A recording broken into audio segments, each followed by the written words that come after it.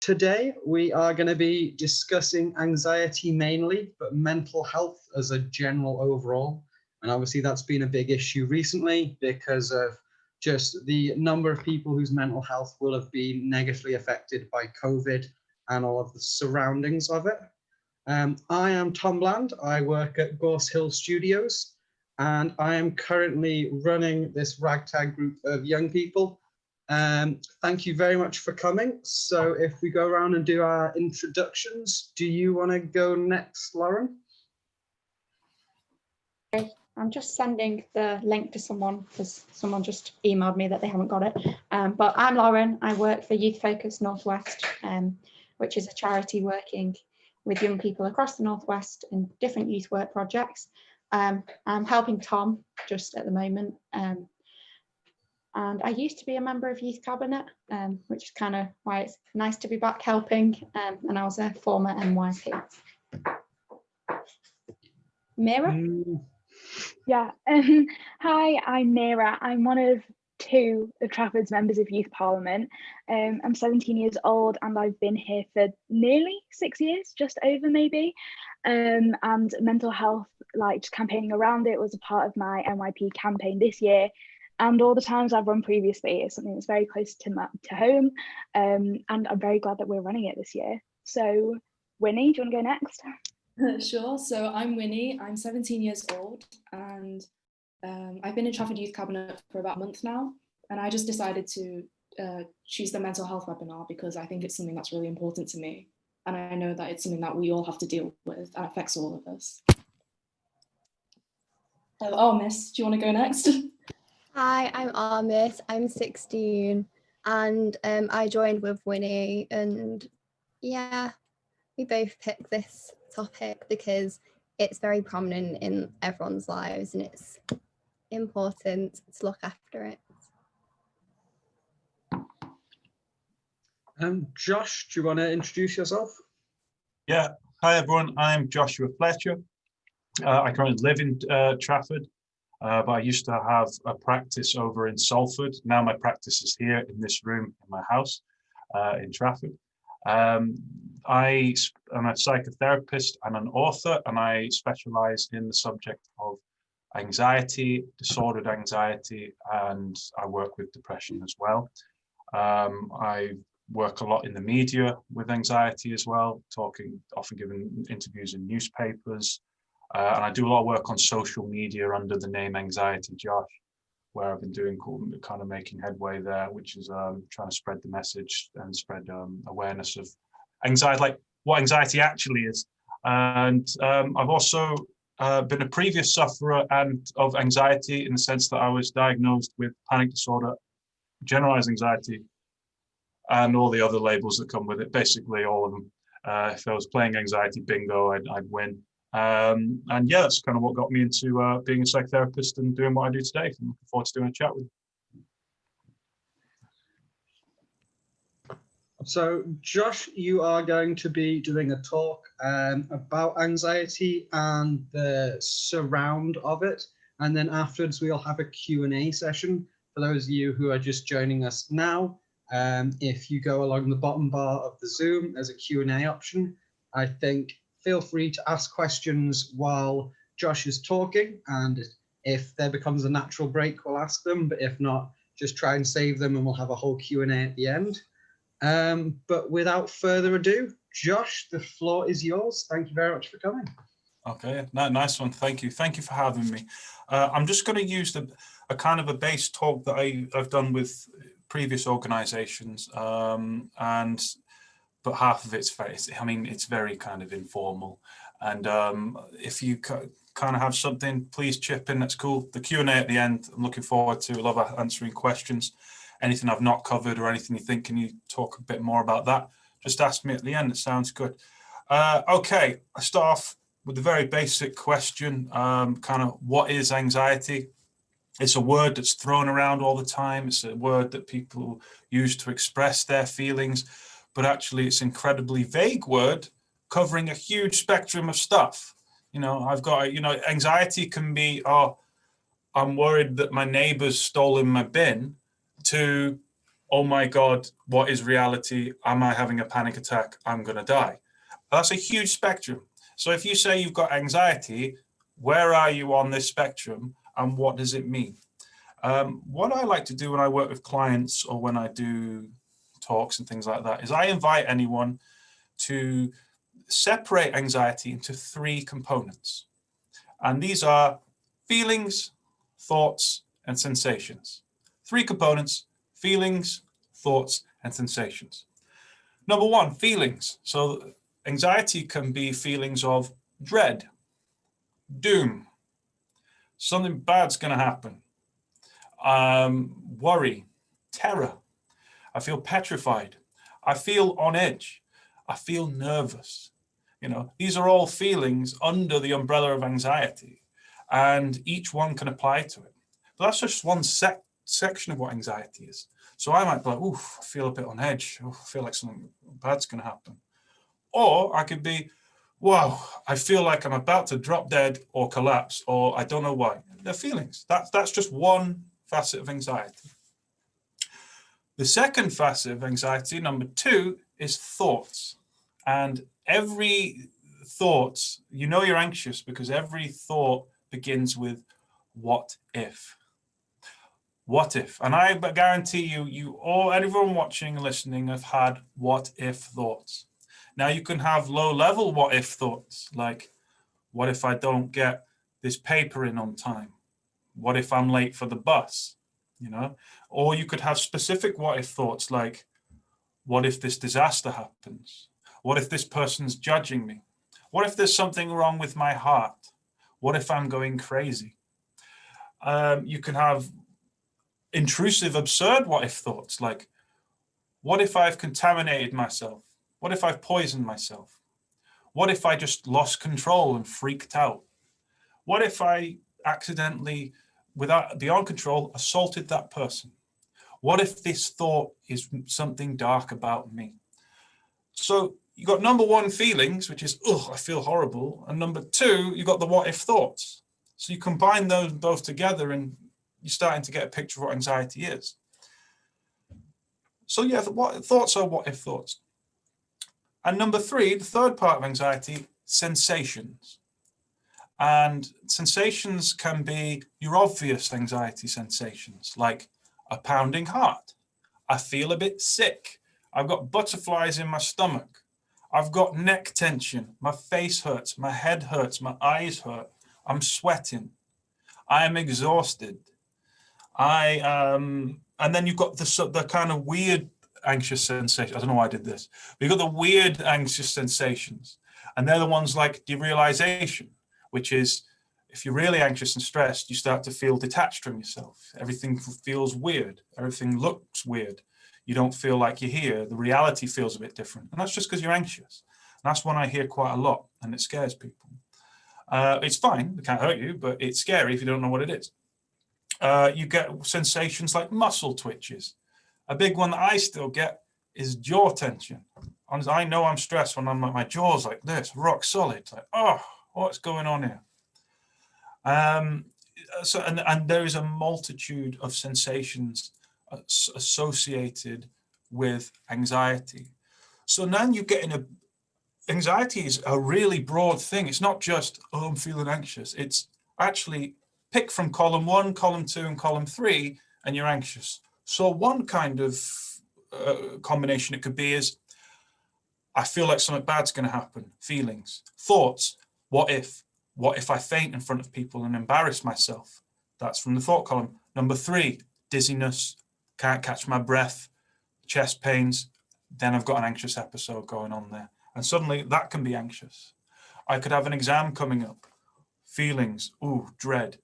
Thoughts, what if I fail? What if I can't get through it? What if I've not revised enough? Sensations, I feel sick, I'm sweating, I can't even grab the pen because I'm shaking. Social anxiety, number 1, feelings, oof, I feel nervous, like I need to run away. Thoughts, what if I embarrass myself? What if they're judging me? What if they can see that I'm anxious? What if I say something out of turn? 3, sensations, I'm going red, I'm blushing, I'm tense, I'm shaking, my legs jittery. And you started to get more of a picture of what anxiety is. Is everyone following me so far? Is everyone on board with that? Yeah, if there's not, I'll just pause briefly if anyone doesn't know where we're at, and then I'll just move on. That's kind of anxiety in itself, and I'll go a bit more into it. Cool. Nice one. Okay, who gets anxiety? Who gets it? Interesting. Everyone. You know, everyone gets anxiety. Everyone has a fear of something, or people just get anxious, because when we get stressed and we get stressed too much, we become anxious, and that applies to everyone. Some people are better at hiding it. Some people are more afraid of showing it. Some people have been conditioned from a child with introjected beliefs that you don't show emotions, and therefore they become really good and they shut it off, only to get when they're an adult, or they're going through a big stage in their life where it comes back to bite them. You know, and yeah, everyone gets anxiety. I know I did. You know, at the age of 22, 23, I was in work one day, and I've always been a bit of a worrier. But one day I was in work, and suddenly I was just hit by this thud, this rush, like woof, and my reality changed, and my chest started pounding, and I just didn't feel here, and I was like, what is going on? Am I losing my mind? This is it. Well done, Josh. You've lost your mind. It's over. You finally broke yourself. And I'm stood there, and I looked at people around me, and I was going, and someone came over and spoke to me, and they were like, "You're right, Josh." And I looked at them, and their face didn't look real. I was like, no, I don't think I am. And I was like, what is going on here? And it was just this doom feeling, this fear, this doom just overtook me. And I didn't know what to do. And then so I was working in a school at a time at a pupil referral unit. And I walked to the receptionist and I said, I think I may need to go home. And the receptionist said, why? And I said, I don't know. And that was the scary part. I hadn't really heard of the word anxiety before. Obviously, I'd heard of it, but I'd never heard of it in the sense of how you experience it. I always thought it just meant worry. You know, I'm worrying about something. No, when anxiety really kicks in, that's what it's like. And I got that at the age of 22, 23. I remember I used to get it in school as well, in assemblies, where I used to have all these intrusive thoughts where I'd might pass out or throw up in assembly. And I always used to count down so I could leave assembly and be like, oh, well, when's it over? I want to leave. And that's kind of what was happening there. But yeah, who gets anxiety? Everyone. Some people's, I mean, the science shows you that some people are more susceptible to getting anxiety. Some people are more susceptible to having more jittery nerves, and that's your mum and dad's fault. No, it's not. You just inherit it from them. You inherit their nervous systems from them. So my mum and dad were anxious wrecks. So I obviously have a lot to kind of deal with, but it's fine. It just means I've got to be a bit more careful with my nerves, and it's fine. And that's okay. So when does anxiety become a problem? If we all get anxiety, why do some people have to go off work, or they can't leave their house, or they avoid doing things and they suffer every day? Why do people can just appear normal, carry on as normal, and do certain things? And this is really important to convey, and this is what I try to convey to other people. We all get anxious, and I split anxiety into two categories. Category one is conventional anxiety. So that is, remember your what ifs. What if this happens? What if that happens? What if this disaster happens? What if that happens? What if I lose control? What if I lose my money? What if my partner breaks up with me? What if my career goes down the drain? What if? And I'm sure you can relate to all those what ifs like I do. What if? And these worries are external. So think about it, it's an external worry. It's something outside of me. So what if I don't do this in time? What if I've sent an error in that email? You know, what if the last haircut I got was dodgy? You know, but good to see that Tom's overcome that. What if? That's conventional anxiety, when we're worried about stuff external from us. However, there's the other side of anxiety, and this is inwards disordered anxiety. And this is the stuff where we start to become afraid of fear. We start to become afraid of fear and anxiety itself, and we also misinterpret it. So what happened with me at work that day was that I became really anxious. I actually had a panic attack. And that frightened me so much that I became afraid of panic attacks. And I also misinterpreted what happened. So I thought I was losing my mind, going insane, something seriously wrong was with me. So I ran, and I bet some of you have done this, I ran to Google, what's up with me? Yeah, you're gonna die. Oh my God, Google doesn't help. What happened there? And it started a cycle of worry that lasted for me, a year at least. And it's this inwards what ifs that can never be solved. It's, what if I freak out? What if I die? What if I'm anxious when I leave the house? What if anxiety never goes away? What if I'm ill? What if there's something wrong with my brain? And you just go round and round and round and round and round and round and round. And there are millions and millions of people that have this kind of disordered thinking. I didn't know this. I thought I was the only one. Turns out I'm not. Turns out 1 in 5, 1 in 6 people think like this, and people need to know this. You know, if you've got 6 friends, one of them will have disordered anxiety, but they're probably too afraid to say. They might have weird intrusive thoughts, but because they want to fit in, they won't tell you. I mean, how many people are here now? At least 3 of us will relate to this, at least. I know it. And it's okay if you do feel like that, because I know what it's like. This kind of anxiety is horrible. It has all of our attention. So people can observe people going around their day-to-day lives being normal, but when you are anxious and stuck in a disordered anxious loop, all your attention is on how you feel, your thoughts, arguing with your thoughts, sitting there at night, laying awake, trying to think your way out of the thoughts, trying to find a miracle cure to stop these thoughts, trying to seek reassurance through Dr. Google or forums. And it starts to become a cycle of misinterpreting things. You start to misinterpret people, your relationships with people. You misinterpret symptoms. Is this headache a headache, or have I got a brain tumor? You know, are they laughing with me or at me? You know, is this anxiety or something more? You start to misinterpret stuff as well when you're in the disordered anxious loop, which is fine. You're not ill. There's nothing wrong with you. It's just a disordered thinking pattern that you can snap out of. And it's strange, like, this is so normal, yet people don't really talk about what anxiety actually is. I work with a lot of people with OCD and intrusive thoughts. And my next book is going to be on intrusive thoughts. And I can't wait to write it, because anxiety throws strange thoughts at you that just aren't real, that don't mean anything. So if we think about it, go back to the anxiety and the feelings, the thoughts, the sensations. Feelings, oh, I feel scared, I feel fearful. Thoughts, what if, blah, blah, blah, and sensations. But also thoughts can be imaginative things as well. So I used to have this really horrible thought that I would kill my family. How crazy is that? I used to go home and go, what if you just picked up a knife and stabbed your mum? And I'd be like, that's horrendous. Why would I do that? Oh my God, am I a psycho? What's going on here?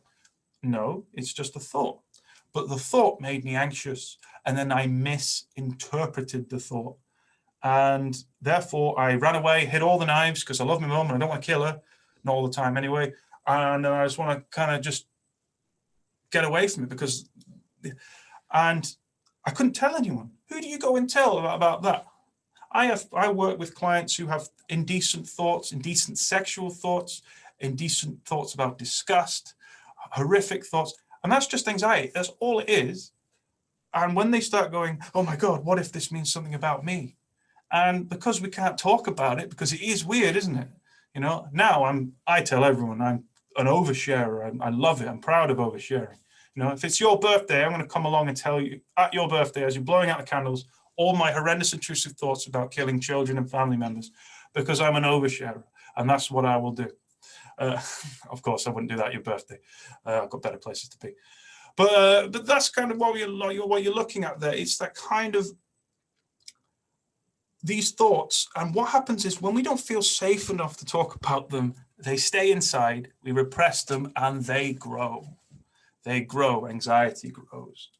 Another big one is the derealization that I tell you about, looking at the sensations part of things. When you experience derealization, a sense of unreality, I don't feel here, I'm looking at myself from third person.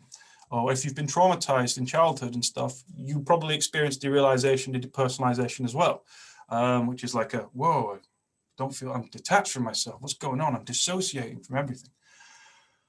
That's a taboo subject still, because if you turn to a family member who doesn't get it, be like, Dad, I feel like I'm not here. I'm detached from myself. I'm having weird, intrusive thoughts. I'm having loads of what ifs, and I feel like something awful is going to happen. And I'm also witnessing this conversation with you in third person.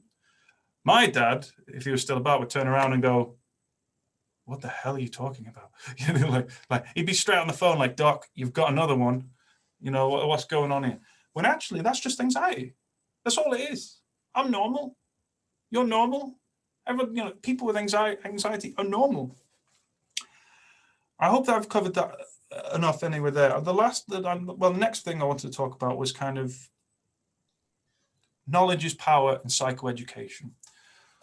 I overcame anxiety and became a psychotherapist because someone told me what was going on. I spent a year going to doctors and Googling and asking people for help, misinterpreting, thinking I was insane, thought I'd broken my brain. And all it took was for I actually read a book, and then I spoke to someone and I told them all the stuff, and they just turned around and said, oh yeah, that just sounds like anxiety. I spoke for 10 minutes and they were like, yeah, that's just anxiety.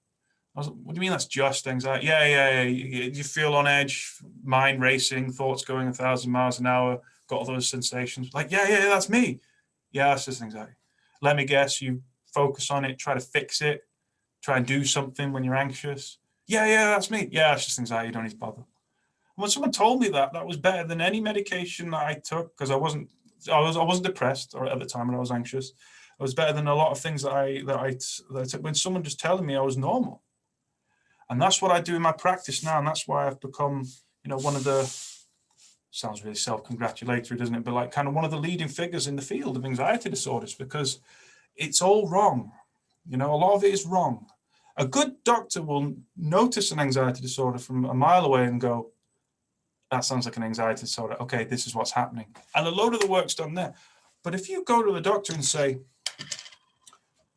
I feel detached, I feel derealized, I'm in loads of what if thoughts, it's crazy thoughts, I feel like I'm going to go insane, I feel like I'm going to collapse, my heart's going to go, I feel like I'm going to throw up, I feel like everyone's judging me, I'm having all these thoughts and sensations and blah, blah, my heart's going and this and that. The doctor's just going to go, okay, I'm going to pass you on to someone else. I'm going to write you a prescription and you can go somewhere else.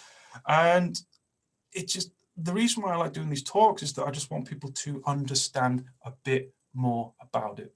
I want them to understand it is just anxiety. So if you or a friend has it, break it down into those three parts: feelings, thoughts, sensations. One of the biggest questions I get on social media all the time is, what can I say to myself during a panic attack? And what can I advise my friends to tell me whilst I'm having a panic attack? And I use the three parts. Feelings. Okay, it sounds like you're having a panic attack. Are you getting loads of what if thoughts really quickly? Yeah. Do you feel like something bad's going to happen? Yeah. Do you have all those sensations like, oh my God, my heart's pounding, everything feels weird? I'm like, yeah, that's all normal. That's okay. Because this is a panic attack. And these can't last forever because it's impossible. This is just adrenaline. Adrenaline just pumps through and it pumps through and it pumps through and it pumps through. And this is the last thing I wanted to go on to before I melted all your minds, but the biological, the physiological reasoning behind anxiety. Now, if you feel any of those, the feelings, the thoughts, the sensations, that is your body's fight or flight. You may know this, or actually it's called fight, flight, or freeze. Now, because they've updated it. You can fight, you can flight, or you can freeze. Thank you, science, for updating and including me for being lazy, because I ain't going to fight. I ain't going to run away. I'm too lazy. I'm going to freeze. I'm joking. That's not what I do. When you freeze, it's because that's what happens. Now, think about any nature program. You're a gazelle grazing amongst the Serengeti. You're skipping around and you're having a really nice time. And suddenly, a lioness jumps from behind a bush and goes straight towards you. You need fight or flight hormones to fight for your life. Now, a gazelle will flight, and most humans flight. They run.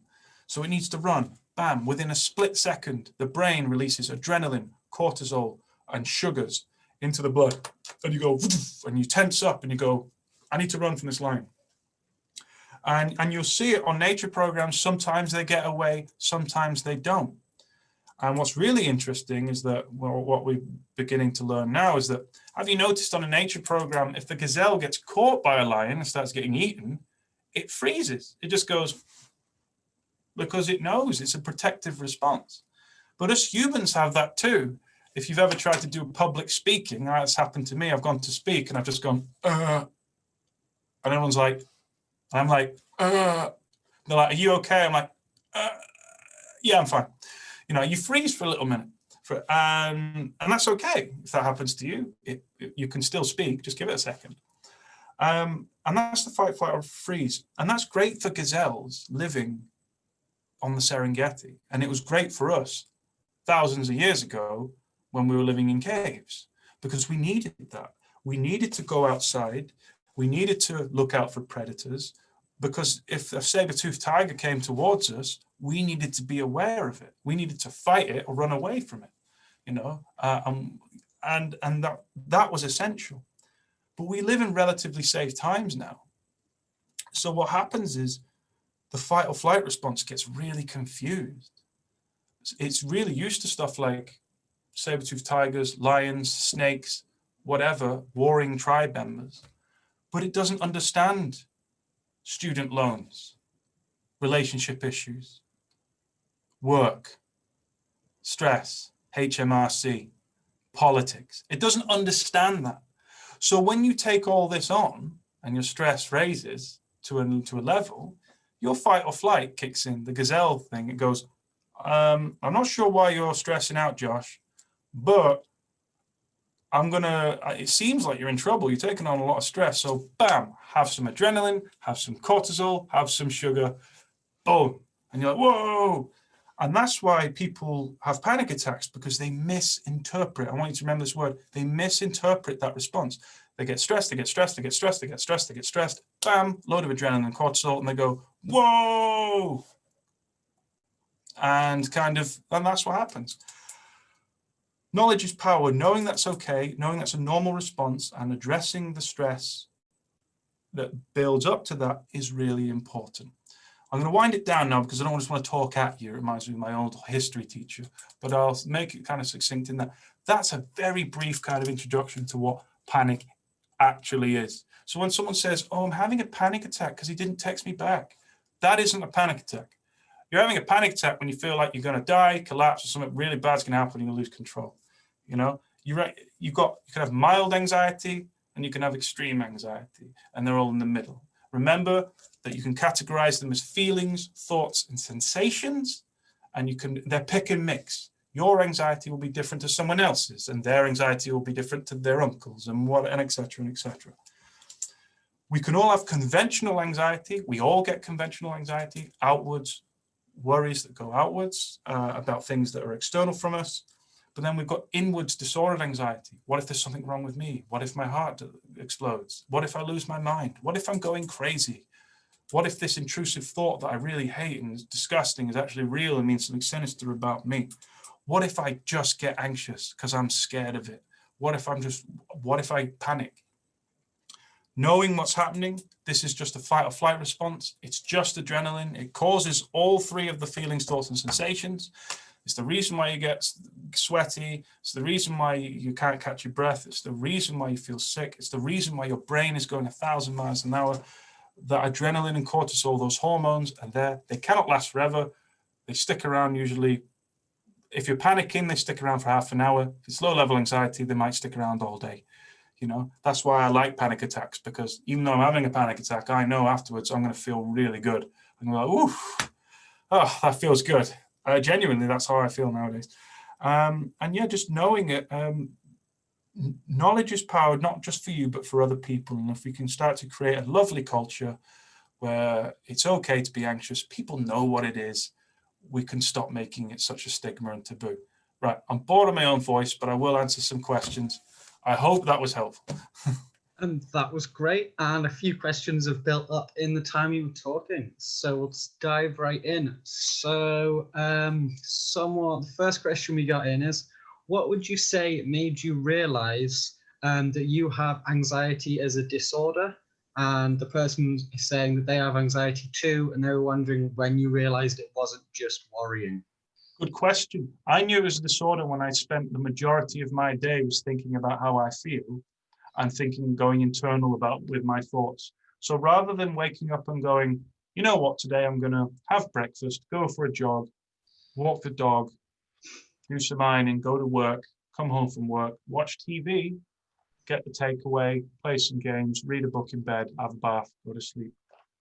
That when I realized that my day was like, what if I do like this? What if I feel like this? What if I do that? And I withdrew and I stopped going out and I started avoiding things.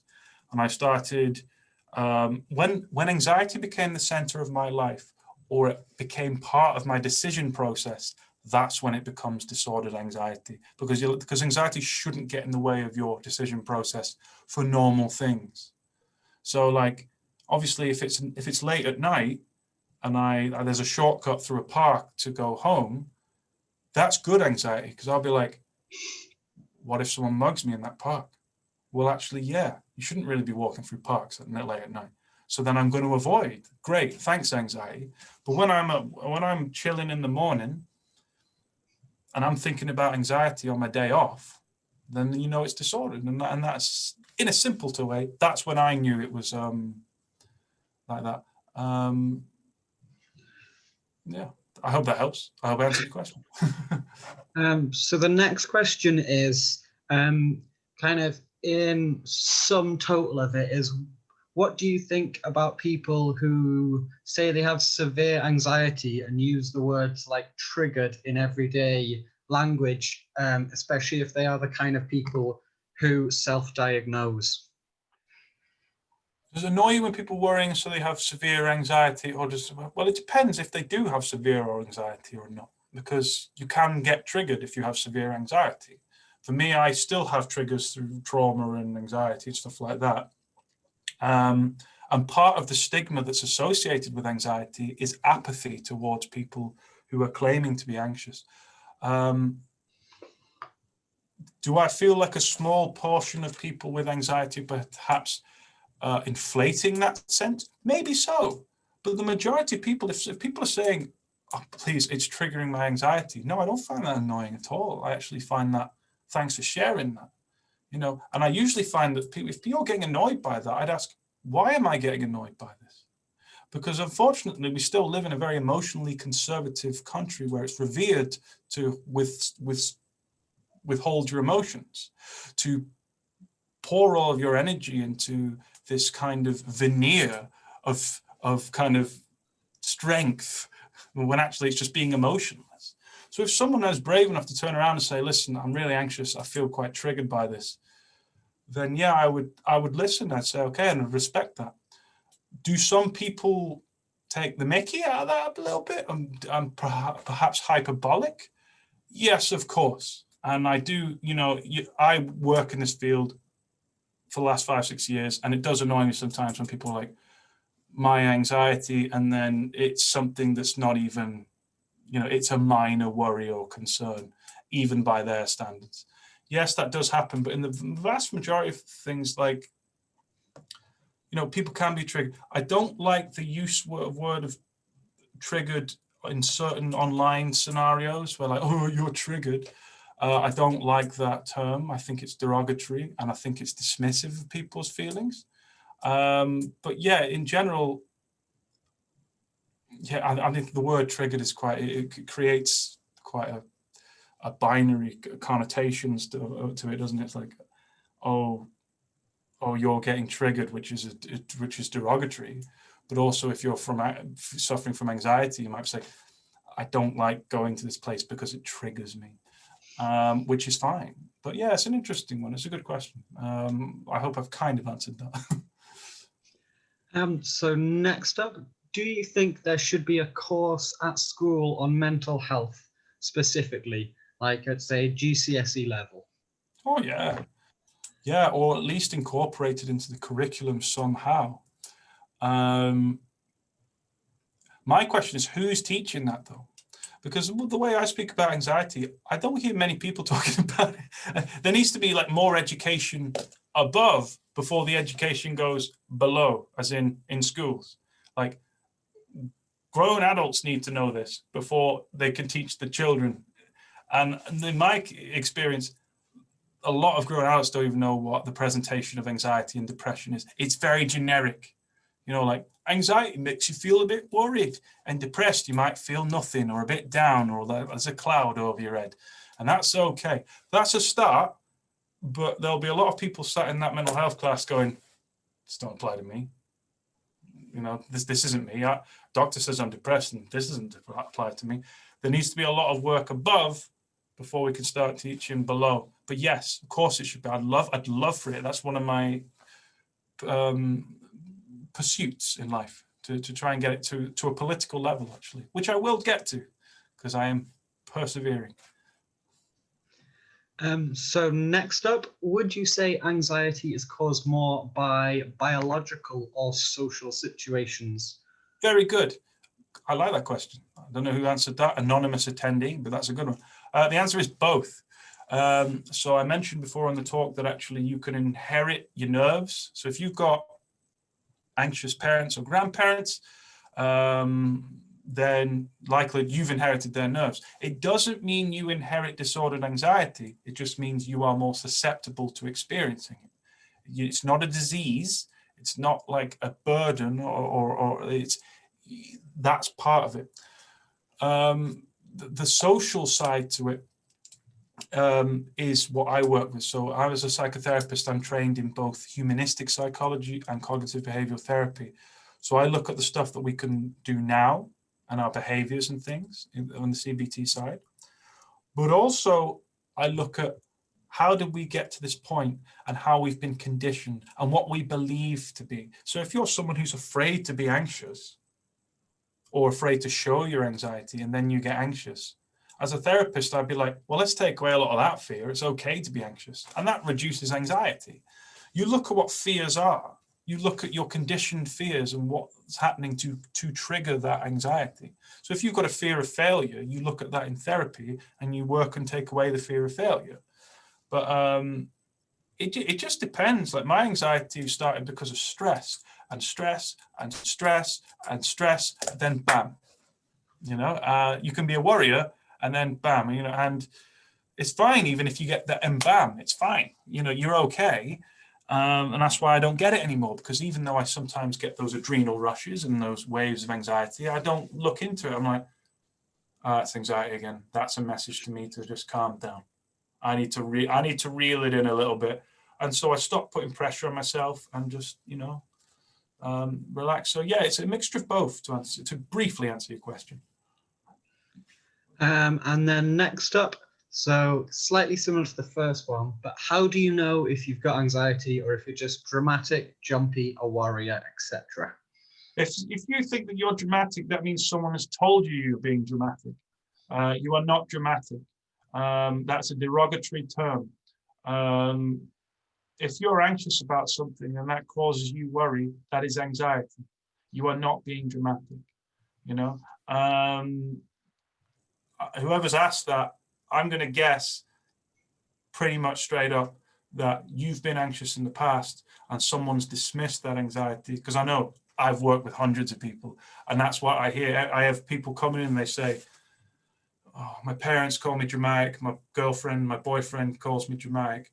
And all I see there is you've been anxious, you've asked for help and they've dismissed you. No, bin that word, put it in the bin, get rid of it. Jumpy and a warrior, no, If you're jumpy and you're worried, it means you've got a low level base of anxiety that you go through your day with. It might not be panic, but it's this cold, I'm on edge, I'm nervy. And that is anxiety, yeah. It's low level, but that's anxiety.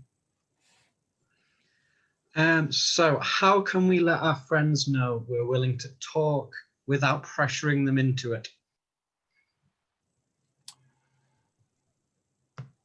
A good segue is to let them know your attitude towards the topic in general. So if you've watched the talk today, you could say in front of a group of friends, I really enjoyed this talk on mental health about anxiety the other day. And Josh, albeit most of the stuff he talked about was rubbish, there was some stuff that he said that was interesting, like the what ifs of what if that. That models a culture around it. And that's how I'd answer it. Model a culture of acceptance. Show them that this is okay to be out. Don't sit there and pressurize them and go, you know, so what's going on in that brain of yours? No, but if you model it first and say, wow, I've heard all this stuff and this is normal. I didn't know millions of people suffered from this. I really want to know more. And if you fancy ever talking to me about it, then you talk to me about it. But at the same time, don't feel pressured. Model a culture of acceptance and people will open up. That's what I have done, always done. And Tom knows this. He's seen me do this. I've stood up in public, in front of people and spoken about anxiety and stuff like that. And the response I get is people then open up themselves because they're like, oh, look, someone's opening up and he's not crumbling or humiliating himself. I want to do that too.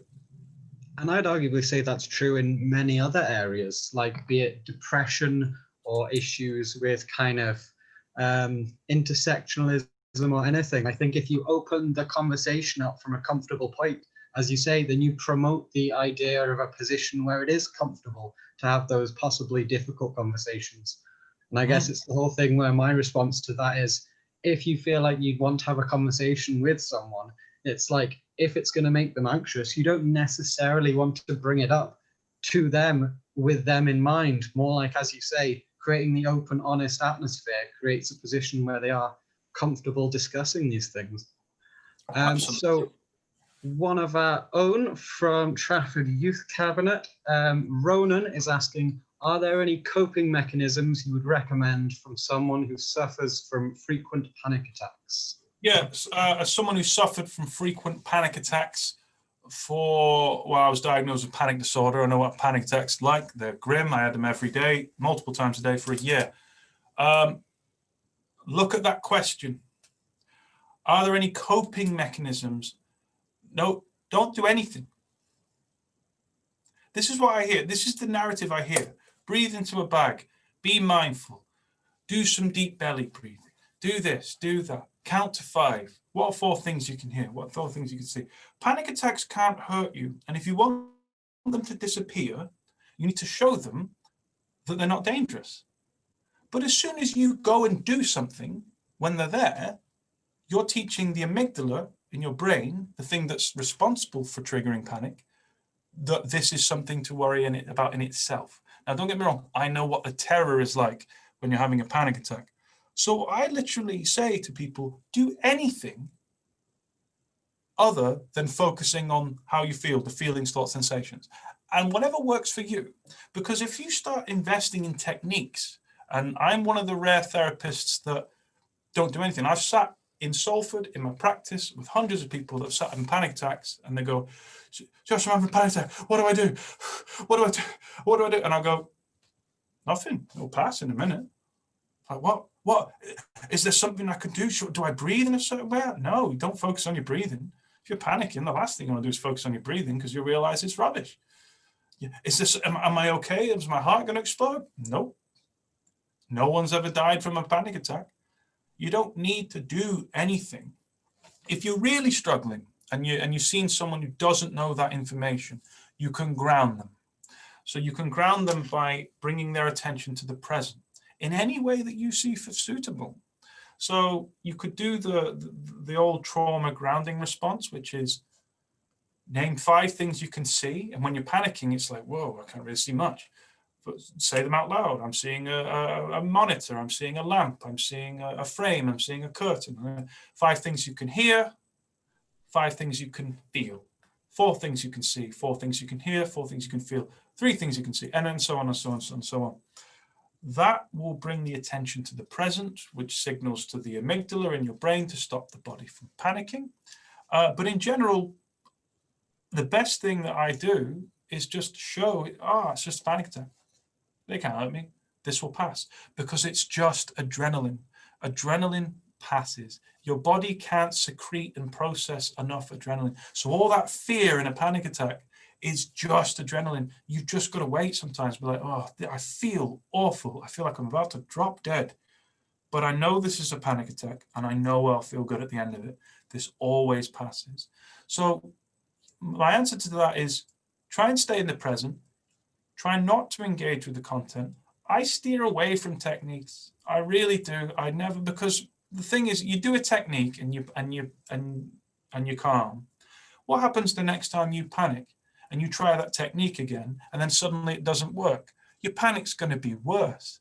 So if you just go, nah, no techniques, I can do it, that's fine. It's just panic. So yeah, talk to yourself. Actually, use facts, psychoeducation. This is panicking. How do I know this is a panic attack? Oh yeah, my thoughts are racing. I feel like they are, etc., etc. I hope that answers that anyway.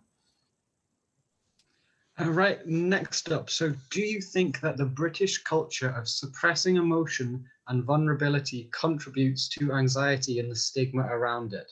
And what can we kind of do about that to try and make it better? Absolutely. Yes, 100%. Of course it does. Of course it does. I wouldn't say I'm necessarily quite a heteronormative male, but there are some things that I like doing. You know, like I go to watch the football with my friends. And once I went to watch the football in the away end, it was all rowdy and loud and whatever. And I found it quite overwhelming at the time because there was other things happening in the week and I felt trapped, I felt claustrophobic. This was a few years ago. And I turned to my friend and I said, do you mind if we wait before we go into the stands? I just need a breather of this. I'm finding things overwhelming. And he was like, okay, yeah, that's cool. My answer to that is do things like this, attending stuff like this, communicating it with people, normalizing it, asking people what you expect of them, but in a way that empowers them. It's not demanding or guilt tripping them and stuff like that. And culture changes slowly. You know, it will change slowly. The culture will not be where I want it to be before I'm dead, you know, and I accept that. But I am glad to be part of the culture that shifts a bit at a time. And as you'll notice, that's what I do. And if you ever see what I do on social media, that's what I'm trying to do. I normalize it as well, as much as I can. I recorded myself having a panic attack and I put it on my Instagram page and that kind of stuff. And I put it on and it kind of went viral. I think I had like something like 300,000 or whatever. I was like, whoa, this is what I go through. I'm like, this is what loads of people go through, but no one wants to talk about it. You know, it's that kind of thing. And yeah, it's normalizing it slowly a bit at a time and try not to get angry. One of the things I see a lot is a lot of, particularly in politics and stuff, is that I get lots of really enthusiastic people, particularly in the youth, really investing in politics. And I think it's lovely. But then there's a lot of anger there because they realize actually society doesn't mirror their ideological views. And that happens in mental health too. You've got to stop being angry when things aren't going your right way. It's going your way slowly. That's what I'll answer. That's how I'll answer that. So this is from Carl on J. Do you think people have had it for many years and have hidden it can be helped even if it's so entrenched that they cannot change? Good question. The old cliche, you've got to want to change. Some people in denial. If someone wants to change their anxiety, even though they've had it for years, of course you can change it. My oldest client was in his 70s and he'd had agoraphobia for 40 years and he overcame his agoraphobia. Now you think, oh my God, I've wasted 40 years of my life. Why did I do this? Nope. He felt like he was born again. It was lovely. you know, and that's absolutely lovely. Like, oh wow, I've got my life back, it's amazing, and another chance. I don't think anyone's beyond hope, no, but you've just got to want to. I know people in my life that would, honestly, if I could get them a therapist for Christmas, I would, but it's for them to want, you know, and if the circumstances were right and if it was modeled correctly, or if they saw it happen, if one of their mates went to therapy and they were like, saw drastic improvements, then sometimes that gives people brave enough to, makes people brave enough to go themselves. Yeah, no, I don't think anyone's too far gone, but I am aware that people will go through their entire lives not wanting to change. I think it's interesting what you said about therapy, because I'm comfortable to tell random people on the internet I have been to therapy, and I honestly think it was one of the best choices I've made in my adult life. And also off the back of that, me having that experience and being comfortable talking about that with my friends and my peers has actually led 3 people that I'm close to into starting their own journey in therapy. And I just think it is that whole thing with breaking the stigma, because it can just be so incredibly helpful, and being honest about that means people are then just more comfortable to make the journey themselves. It's amazing. Yeah, it's amazing. And I do feel sorry for the further back you go generation wise, the harder it is to talk about mental health. You know, it's still not great now, but this is the best it's ever been in terms of kind of talking about mental health and things. But like, if you think about it, emotional conservatism was arguably needed to win world wars. Everyone had to just dig in, shut up, get on with their role, and get through something that was literally life or death. Now we're not there. Over time, we need to start to condition ourselves and to educate ourselves that it's okay. The war is actually internally now. You know, let's start to look at culture. We don't need to be in war culture or post-war culture anymore. It doesn't need to happen. And that's kind of what you need to look at it. But I do feel sorry for them, not feel sorry, that's the wrong word, but I do empathize the further back you go. Try not to get annoyed at people, particularly older people, that don't get it, because they weren't given the same opportunities or the same access to information that we are in this day and age. And then a final question for right now, but if anyone else there has any more, chuck them down now. But do you have any tips for how to deal with your anxiety when you're around people who don't understand? For instance, like how to explain what's actually going on and not just that you're worrying a bit or overreacting. Yes, that's a good one, because you'll have a lot of people that just don't get it. I'd ask them, when you're calm, so don't leave this to when you are panicking or anxious. When you are calm, speak to this person, whether it's a friend or a family member, and ask them, say, when's the most scared you've ever been in your life? Conventional anxiety. Do you remember I was talking about conventional anxiety, disordered anxiety? And just say it out loud. Don't say it in a way that gets the defenses up or whatever. Just when was the most scared you've ever been? You know, and someone will say, I don't know, one off the top of my head, when I was waiting to do a big job interview, you know, for the job that I needed to keep me alive. So yeah, that's the most anxious I've ever been in my life. Or I was waiting to have major surgery and I was really scared. Or I was being chased through a park and I was really scared. Okay, they might say that. Then invite them to go, can you remember how that felt? And they'll go, yeah, I was petrified. Okay. Now, what I want you to realize is that I get anxious, but anxiety is actually a condition. So imagine feeling that fear, but for little to no reason. Now, you could say to me, you've got nothing to worry about. But if that happened to you, if you suddenly just felt scared or excessively anxious for no reason, that was scary in itself. So I'd like to ask you the next time, and this is factual, that anxiety produces the same biological and physiological response to real fear than it does without fear. And engaging with it, saying there's nothing to worry about using words, actually scientifically doesn't work, because your thinking brain, your neocortex, isn't wired to the amygdala to turn off the anxious response. So you can think all you want, don't be anxious, don't be anxious, don't be anxious. It's not listening. It's not even wired. So when someone says, you've got nothing to worry about, why are you anxious?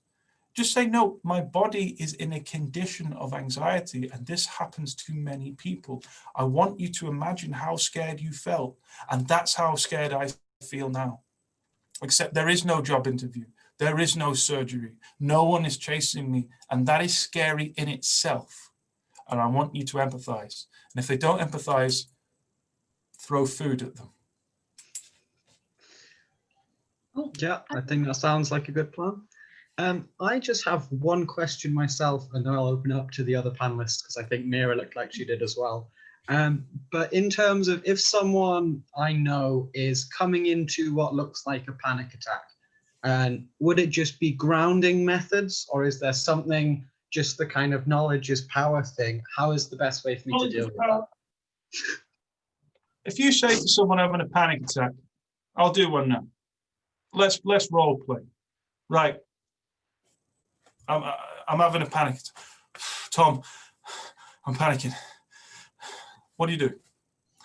I mean, I'm just going to go off what you just told me. Let's go for, tell me 5 things that you can see. Oh, why? What's that going to do? I'm panicking. I'm freaking out. Why? Oh. It's just a biological response, and I feel like we need to get you into the now. I'm going to throw this, I don't know, ball at you. Do you want to try and catch it? There's a picture. There's the ceiling. There's the lamp. There's Tom. There's my cup. Yeah, all right, okay. Now what? I feel like I'm going to die. I don't know. I feel like it's the one thing as well over Zoom. It adds another whole extra element. No, it's good. It's good. You float. That's it. That's what people don't know. Reverse it. Now you're having a panic attack, and I'll say, "Oh, he's doing it." So he's committing to the role. Method acting. Yeah. You look like you're panicking. Is there anything in particular you're panicking about, or is it just panicking for no reason? Panicking. I'm live on the internet. It makes it feel very uncomfortable. Okay. Well, all that's happening right now is that there's loads of adrenaline, so you're probably not going to catch your breath, right? Probably feel like your brain's going 1,000 miles an hour, right? You probably feel like something bad's really going to happen. That's just adrenaline. You're okay. Unfortunately, you're going to have to probably go for this for 5-10 minutes, so we might as well distract ourselves. So go on. Even though you feel like rubbish, what can you see around you, Tom? A keyboard, a mug, Good. A t-shirt. Good. Candle. Excellent. Now what can you hear? I don't really want you to think 5 things. What can you hear? Traffic outside. Nice. Someone shouting in Hugh Mazda car park. Nice. Is that helping your panic attack? It probably is, yeah. I can hear some music from upstairs from my housemate. Brilliant. Voices from the computer. Well done. Excellent. Stay in the present. Brilliant. Now 5 things you can feel. I'll start you off. You can feel your top against your skin. The carpet in against my feet, my bottom on the chair. I don't know, I've already said clothes. My hair on my forehead. Excellent. I can start to see your muscles a bit relaxing a little bit more. Let's say your anxiety was a 10 before. Where out of 10? Where on a scale out of 10 are you now? It doesn't have to be 0. Does it come down at just a tiny bit? Yeah. Excellent. You're on your way. The adrenaline's going through. And that's what I would say to people with anxiety. It's a process. Don't look for the magic word to make your anxiety disappear, because it doesn't work. Thank you very much. Mira? Yes. So as a youth cabinet, we've definitely sort of spoken about young people going to teachers about in school, talking about their mental health, school nurses, and how sort of active they are in school. And I've always felt, especially for me, like there's been a barrier between students and teachers. Wanting to know your opinion on it. Do you think there's a better model for that? How they can sort of come to students, let them know that they're there, what services there are, like ideas such as schools having their own like pastoral team? Because I still think that that's something schools are trying to work on. Good question, Mira. I think schools have got a long way to go, and I said that before when I answered the question. Knowledge is power, and education needs to be even higher than the institutions. The education needs to be here, and fed down to schools. Schools are trying their best. I used to be a school governor myself. I was the school governor for 5 years. I know what it can be like. A lot of the pastoral teams, it relies on actually the person. When it looks at kind of the training involved, there's nothing specific. The training is vague, in my opinion. So the teachers themselves are trying their best, but if what they're being trained with isn't appropriate, then you're going to struggle. And I know, because I've worked with school children, people in sixth form, where they've gone, particularly with an anxiety disorder, and there's been no knowledge of that, even by the school nurse or the pastoral team, and they can offer maybe kind of generic counselling. And this even happens at universities. You know, this is happening on university level. It's not even just schools, and it's just a reflection of the lack of education institutionally about mental health. We're all banging on about it, like talk about this and that, but people need to know specifics of what's happening. What's up with me? Wouldn't it be nice to go to a school counsellor, a school therapist, and say, I'm struggling with this, and they turn around and say, well, that's intrusive thoughts and anxiety, and that's okay. You're normal. That's okay. You don't need to have all these pills thrown down you. It's okay. Or similarly, if you're really depressed and stuff going on, actually this medication can help you on whatever and whatever. Schools, and particularly school staff, are being lumbered with multiple jobs. Being a teacher is exhausting. I know, I used to be one. And then having these extra roles on top of it, when the role should be for one person to specialize in it, or a group of people to specialize in it. Yeah, I mean, to answer your question, Mira, yes, a lot needs to be done. It's not where I'd like it to be. Whether what I think it matters or not, I don't know. But yeah, I would love to see more education, higher, that trickles down.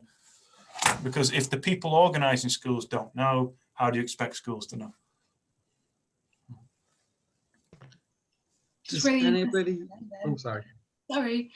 Especially since you said you were a teacher before, I think that's something that we're definitely trying to change here, or at least sort of let, like, there'd be, like, not advertising it, but know that there are services available to all young people. Definitely, yeah, and it's a societal thing as well. It's a societal thing. That's what I'm trying to do. You know, it's throwing myself out there, a bit like what Tom said before, throwing myself out there, vulnerabilities and all, and just saying, we need to get to this place now where things need to change. I've seen it. I've been doing this for years, and I've seen people, the amount of things I've done where people have gone, whoa, that's me. Oh my God, I feel understood. I feel reassured. Some people for the first time in their lives. And it's like, this needs to be there on the doorstep of people, wherever they are, particularly young people. You'd save yourself a lot of bother if someone could just come in and say, yeah, this is normal. This is okay. It's what you need to do. Rather than hiding it, you know. And unfortunately, I work with some great schools that deal with it very well, and I've worked with some schools that, let's just say, their interventions could be better. So, any more questions before we let Josh go from this Q&A? Winnie, Armis? No worries. Well, in that case, Josh, thank you so much for coming tonight. It's been an absolute pleasure, and I feel like personally, I'm a lot more ready to handle future panic attacks in my presence, and also hopefully all of us can take away ways to educate others and hopefully ourselves to be better able to deal with anyone struggling with this. Yeah, definitely. So there's a free resource I was going to plug. I have a podcast on it. It's called the Panic Pod. And if you want to get people to listen to the Panic Pod, that's been going down really well. And it's just a free resource. You can listen to it. If you've got anxiety and you want someone to get them to listen to the podcast, because that's me talking through it as a therapist and as a previous sufferer. So that's something you can do. If you want to put that in the chat and make sure it's set to all panelists and attendees, then everyone watching and also us here on the panel will be able to get hold of it ourselves. Everyone. That's the one. But yeah, thank you so much. This has been wonderful. Feel free to stay on. But for now, I'm now handing over to Winnie and Armis, who are going to be doing a few activities in relation to mental health in general and probably covering some of anxiety again. So the floor is yours, ladies, and thank you again, Josh. Thank you. Hi. So we've actually got a quiz on anxiety and mental health in general, and it should be good to see some of the statistics we found. And yeah, so we're just gonna show it on the screen, and you can type in the chat what you think it is when it's up, and then we'll say the answer. Yeah. So shall I share my screen now?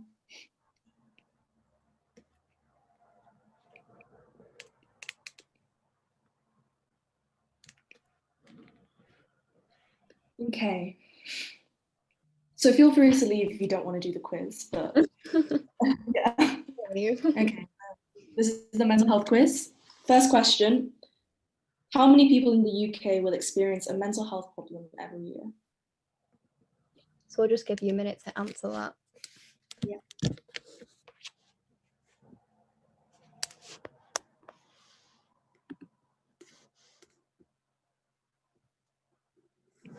Or you can shout out your answers. Do what you like. It's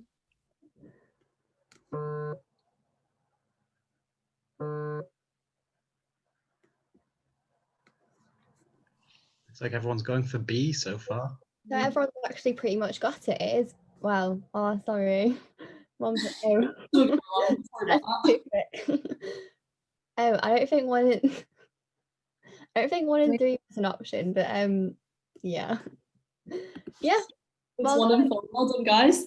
1 in 4. So it's likely that quite a lot of people will have suffered from a mental health problem in the year. Yeah. And if you think about as well, the people in your class, the fact that it's 1 in 4 people, I think that, like, that's around, give me a second, my maths isn't great. That's like 8 or it's quite 7 or 8 in a class if you put that into statistics, which is an insane amount, to be honest. So yeah, second question, guys. So number 2, what is a common anxiety sign or symptom?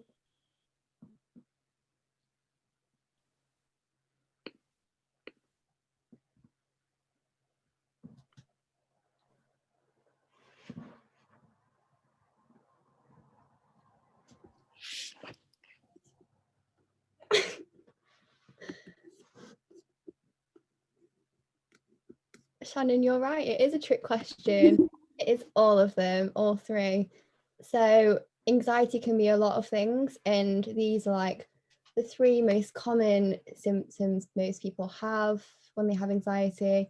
And you can have them anyway, really. Like, you don't have to have anxiety to have them, but yeah, they're the easiest ways to identify it.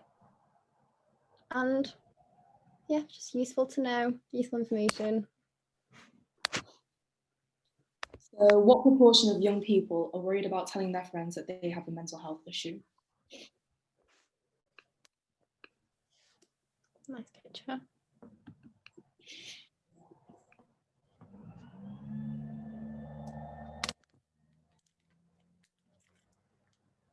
Okay, so there seems to be a split between A and B. So yeah, the answer is A, 75%, which is 3/4, an insane amount to be honest. Yeah, but I guess for things like that, you could take the advice of Josh from the panic room in the sense of how to ease your way into that conversation, how to start talking about these things with your friends. Because I think our generation especially, we might joke about mental health and things like that, but that doesn't necessarily mean that we have like serious conversations about it. So I think that's something that we need to just open up more about. Yeah. Okay, 3rd question, 4th question.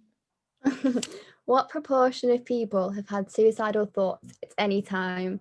So it's A, 10%, B, 20%, and C, 5%.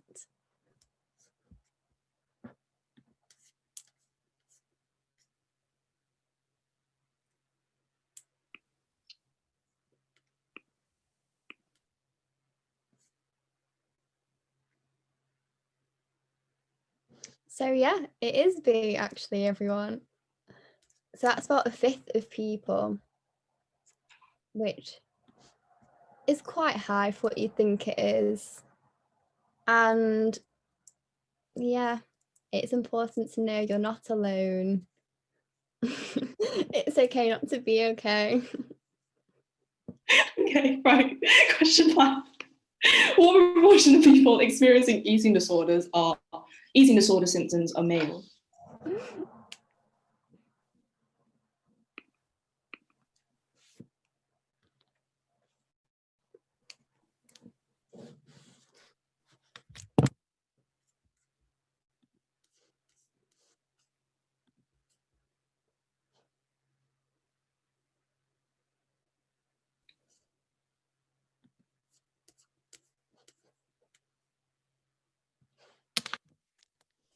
Okay, so most people are going with A, and it's actually B.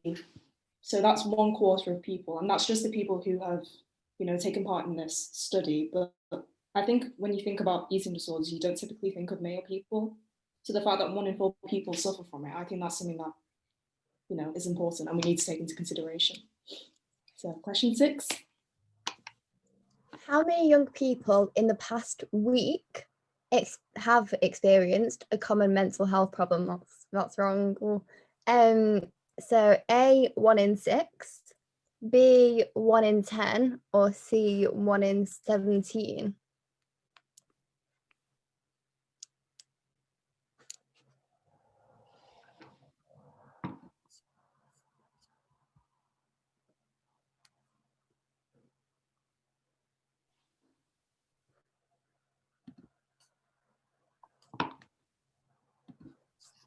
Again, everyone's pretty much got it. It's A.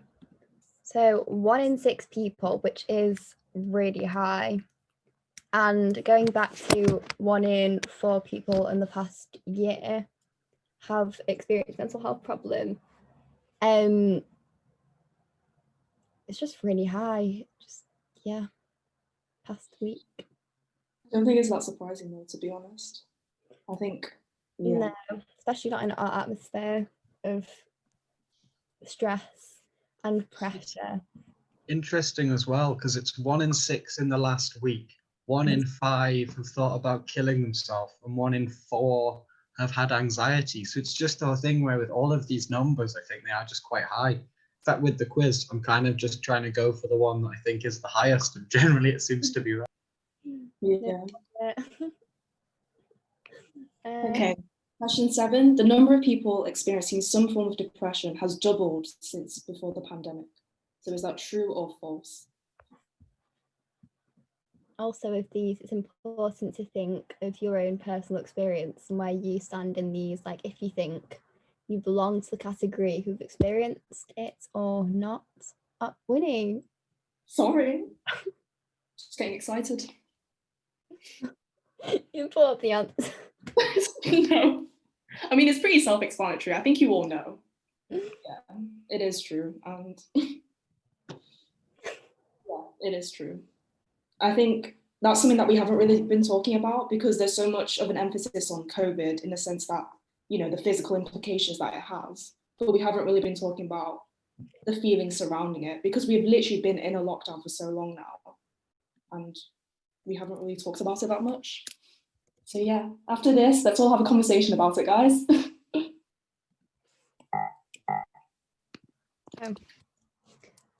What's the most common mental health disorder in Britain?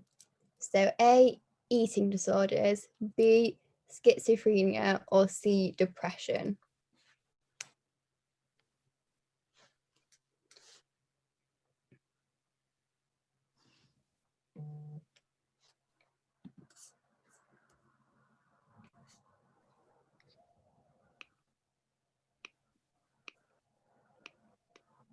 Any more answers? Oh, Winnie. Sorry, I'm looking at the answers. It's like messing. Anyway, the answer is C. Well done, guys. Well done. Yeah, depression. I mean, that's what I would have guessed anyway if I didn't know the answer. Well But done, honest. thanks. Thanks. But it's sad. Well, obviously. But it's just like depression. It's really sad. I think it's sad. Okay, question 9. Don't worry, guys. There's only 10 questions. We're almost done. So, which UK Prime Minister has experienced and talked about their mental health issues? You're all doing well.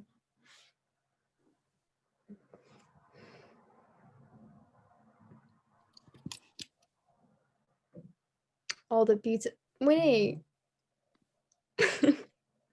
All the beautiful pictures, just in case you forgot what they look like. They should have Bojo to that. Yeah, I don't think it's very updated. I don't think you can go for 2. You just have to pick one. Okay, well, Shannon got both of it wrong. It's actually B. Winston Churchill. I think it's quite significant as well, since he was obviously the Prime Minister during the war. Out of personal interest, do you know what it is that he said when he talked about his mental health issues? One of the things that he said was that he suffered from generalized anxiety disorder, which isn't surprising considering he was running a country during war. But yeah, I think it is quite, at the same time, it is quite surprising that he did say that he suffered from that because of the time that he was serving as Prime Minister. Yeah. Especially with that whole thing that was discussed a bit earlier about the fact that the older generations generally do seem to have more anxiety around discussing whether they have anxiety. Yeah, I think Yeah, it was exactly. depression and suicidal thoughts as well. And I think he was diagnosed with bipolar disorder. And yeah, it was ages ago as well. Like 100 years ago. I'm not sure. Winnie does history, I don't. But You didn't study Winston Churchill, but okay. how would I know? Yeah. Yes, and last question. Excuse me. No, apparently not. Oh, last question. I'll say the last question actually. True or false? Everyone has a mental health and everyone should take care of it.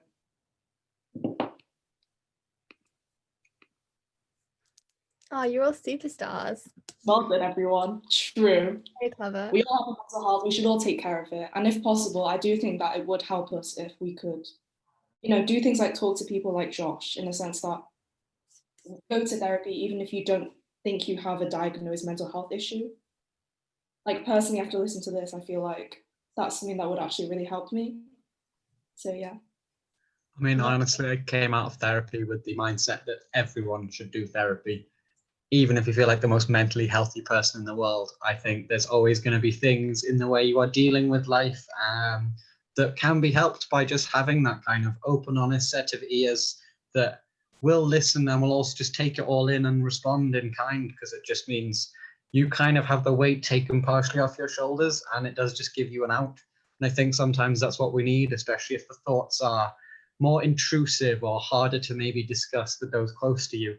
Like Josh saying before, he was worried he was going to kill his family. That'd be a real hard one to broach with your family.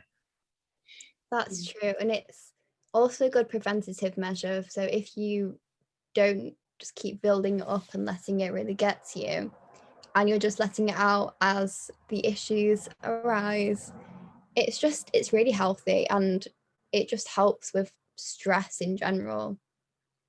Yeah, I was going to say, I feel like if the main takeaway from this and like everything, all of like the webinars that we're doing, is just to sort of start a conversation. Again, like therapy might not be for everybody, there's different methods that work for different people.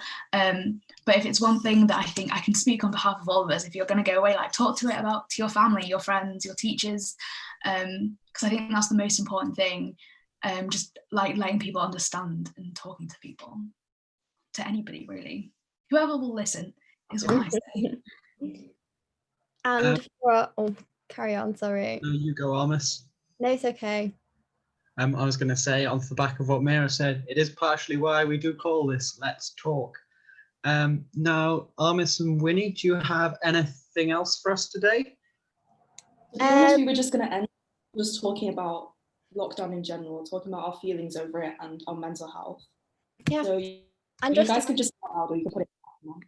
And just a reflective question to make you start thinking about how you're feeling and how you're doing right now, and maybe you now know what you can do with those like emotions and issues.